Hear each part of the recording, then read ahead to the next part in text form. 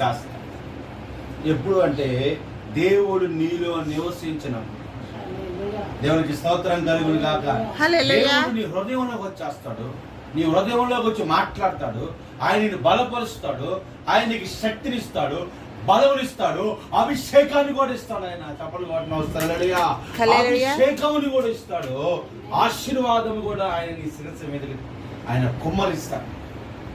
నువ్వు మనుషుల దగ్గరికి వెళ్ళి అడగాల్సిన అవసరం లేదు, మనుషుల దగ్గరికి వచ్చి బతిలాడుకోవాల్సిన అవసరం లేదు, మనుషుల దగ్గరికి వచ్చి కన్నీళ్ళు పెట్టుకోవాల్సిన అవసరం లేదు.